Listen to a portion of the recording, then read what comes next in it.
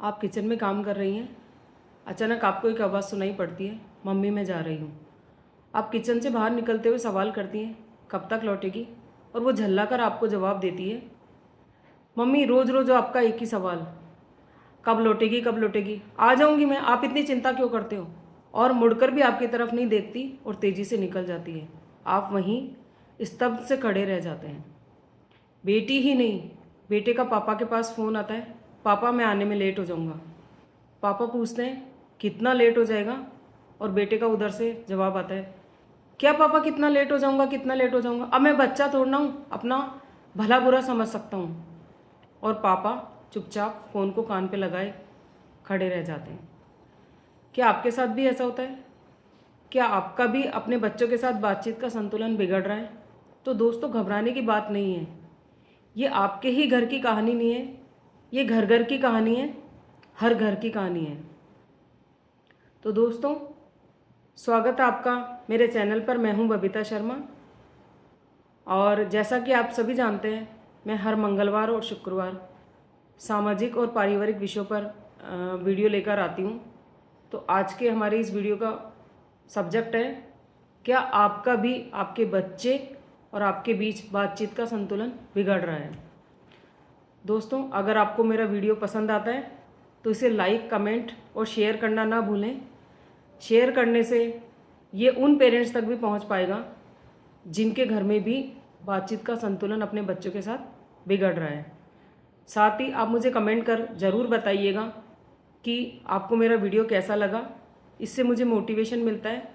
और साथ ही ये भी बताइएगा कि अगला वीडियो मैं किस विषय पर बनाऊँ। साथ ही दोस्तों मैं आपसे रिक्वेस्ट करना चाहूँगी कि वीडियो को अंत तक ज़रूर देखें। अगर आप स्किप करते हैं तो हो सकता है कुछ ऐसी बात जो आपके काम की हो, आपके सुनने से रह जाए। तो सबसे पहले तो मैं आपको बताना चाहूँगी कि ये वीडियो बनाने का ख्याल मेरे दिमाग में क्यों आया। अभी हाल ही में कुछ दिन पहले मैं देश के एक बहुत ही प्रतिष्ठित समाचार पत्र में एक वरिष्ठ पत्रकार का नियमित कॉलम जो आता है वो पढ़ रही थी। उस कॉलम में उन्होंने जिक्र किया था कि वो एक फैमिली से मिलने के लिए गए थे और उन्होंने वहाँ इस तरह का माहौल देखा। उनके कॉलम को पढ़कर मुझे लगा कि क्या सभी जगह ऐसा हो रहा है? इसके लिए जैसा कि आप सभी जानते हैं, मैं स्क्रिप्ट लिखकर बात नहीं करती हूँ, मैं प्रैक्टिकल एक्सपीरियंस लेती हूँ, देखती हूँ, लोगों को वॉच करती हूँ। मैं अपने मिलने वाली परिचित 2-4 फैमिली के यहाँ गई जिनके यहाँ टीनेज बच्चे थे, समझने के लिए कि आखिर इस समस्या का कारण क्या है। और जो कारण मैंने पाया वो ये है कि आजकल पेरेंट्स और बच्चों के बीच कम्युनिकेशन कम हो रहा है। पेरेंट्स अपनी बात बच्चों पे थोपना चाहते हैं और बच्चे अपने हिसाब से अपनी लाइफ स्टाइल जीना चाहते हैं। तो सबसे पहले मैं आपको बताना चाहूँगी कि इस समस्या का कारण क्या है। तो सबसे पहले कारण की अगर मैं बात करूँ तो दोस्तों मैं आपको बताना चाहूँगी, पहले जो छोटे बच्चे स्कूल तक रहते हैं उनका एक टाइम बाउंडेशन होता है। 7 से 12 की स्कूल, 2 से 8 की स्कूल। वो एक पर्टिकुलर टाइम पर ऑटो में बैठकर स्कूल जाते हैं, स्कूल से घर आ जाते हैं। उनका घर परिवार का एक सीमित दायरा होता है, वो वहाँ रहते हैं, आपके अकॉर्डिंग चलते हैं। 2 बजे स्कूल से आना, खाना खाना, थोड़ी देर आराम करना, फिर खेलने चले जाना, ट्यूशन चले जाना। अमूमन छोटी लेवल से लेके 10-12 तक के बच्चों के साथ ऐसा होता है।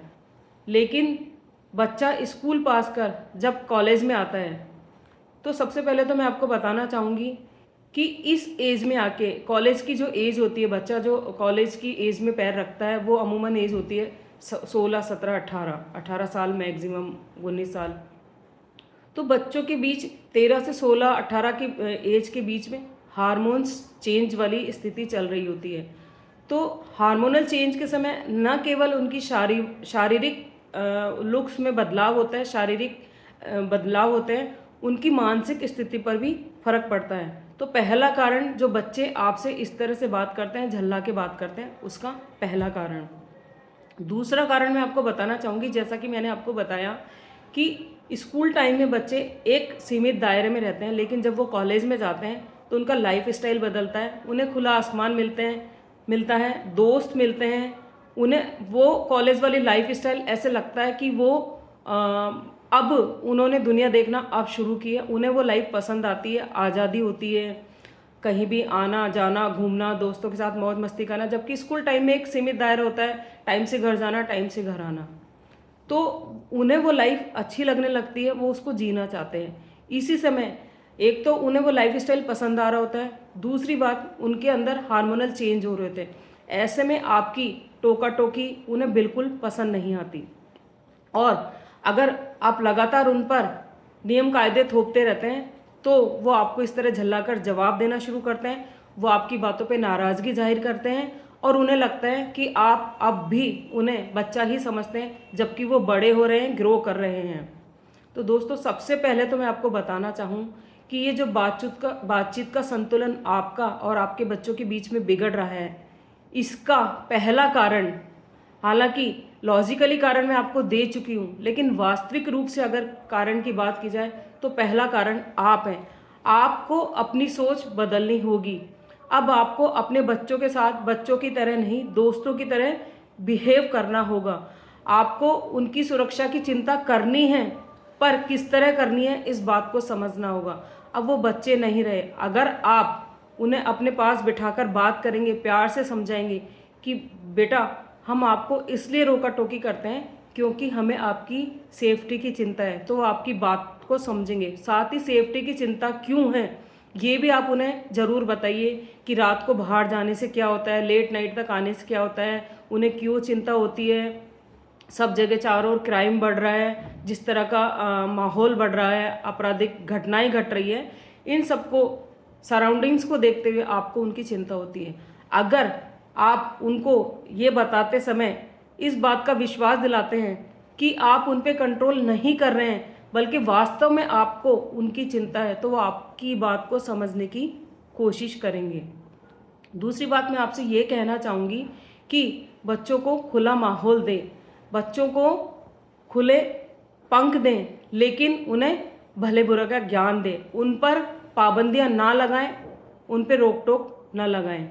उन्हें मैं आपको बताती हूँ, पेरेंट्स अगर अपने बच्चों को अपनी छाती से, अपने सीने से लगा कर रखेंगे तो वो इस दुनियादारी को कैसे समझेंगे, कैसे वो इस दुनियादारी का सामना करेंगे। मैं आपको बताती हूँ, अगर एक माँ अपने बच्चे को अपने सीने से लगाए रखती है, वो उसे सेफ्टी देना चाहती है, जबकि एक दूसरी माँ एक बच्चे को पानी में पटक देती है। अगर आप पानी में पटक देते हो अपने बच्चे को, वो हाथ पांव चलाएगा बचने के लिए, और हाथ पांव चलाने के दौरान वो स्वतः ही तैरना सीख जाएगा। तो अगर वो बाहर निकलते हैं, उनके साथ कुछ बातचीत होती है, तो वो अपना बचाव खुद करना सीखेंगे, ना कि वो एक सीमित दायरे में रहकर संकुचित होकर रह जाएंगे। दूसरी बात, मैं बच्चों से भी ये कहना चाहती हूँ कि आपको खुला आसमान मिल रहा है, आप उसमें उड़ना चाहते हैं, लेकिन आप ये ना भूलें कि आपके पेरेंट्स आपके परिवार की चिंता कर रहे हैं। दूसरी बात, आपको इस तरह से झल्लाकर अपने पेरेंट्स से बात नहीं करनी चाहिए। अगर आपको लगता है आपके पेरेंट्स आप पे प्रेशर बना रहे हैं, वो आपको कंट्रोल करने की कोशिश कर रहे हैं, तो आप उन चीज़ों को समझने की कोशिश करें। साथ ही उन्हें बताएं कि आपको अपने पेरेंट्स की क्या चीज़ अच्छी नहीं लग रही है, और आप उसमें दोनों सामूहिक रूप से बैठकर उस बात पर डिस्कस करके उस चीज़ को सॉर्ट आउट कर सकते हैं। वो समस्याएं जो आप लोगों के बीच में आ रही हैं, आपको पेरेंट्स की क्या बात अच्छी नहीं लग रही है, और पेरेंट्स को अपनी बात किस तरह से बच्चों को समझानी चाहिए। अगर दोनों लोग इस चीज़ पर गौर करते हैं तो आप लोगों के बीच में बातचीत का संतुलन बन जाएगा। नहीं तो ये दूरी बढ़ती जाएगी, और एक समय ऐसा आएगा कि पेरेंट्स अलग हो जाएंगे, बच्चे अलग हो जाएंगे। पेरेंट्स की मैं बात करूं तो पेरेंट्स, हमारी जनरेशन के पेरेंट्स जो आज भी अपने पेरेंट्स के बिना कुछ करना नहीं चाहते या कुछ कर नहीं पाते, डरते हैं, दबते हैं, क्योंकि हमारे संस्कार ऐसे ही रहे हैं। अब ज़माना तेज़ी से बदल रहा है, माहौल बदल रहा है, सराउंडिंग्स बदल रही है, लाइफ स्टाइल बदल रहा है, तो हमें ज़माने के साथ चलना चाहिए, ज़माने के साथ आगे बढ़ना चाहिए।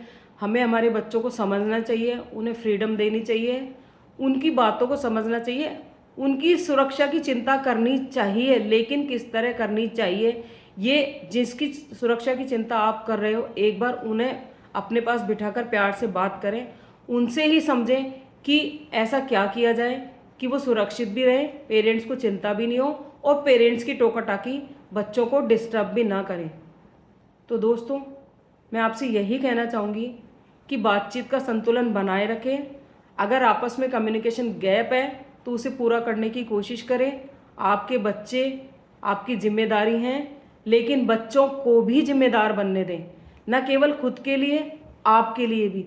जिस तरह आप अपने बच्चों की जिम्मेदारी समझते हैं, बच्चे भी अपने पेरेंट्स की जिम्मेदारी समझें, उनकी भावनाओं को समझें, उन्हें एहसास हो कि हमें अपने पेरेंट्स को हर्ट नहीं करना है।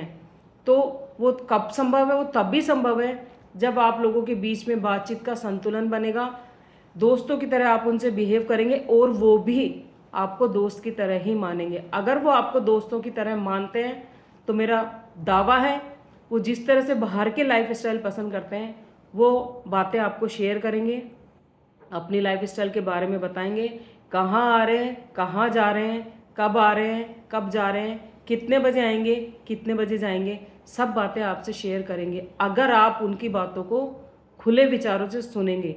अगर वो आपसे कुछ बात शेयर करते हैं तो आप बीइंग अ पेरेंट उन पर दबाव बनाने के बजाय उनकी बातों को समझने की कोशिश करेंगे और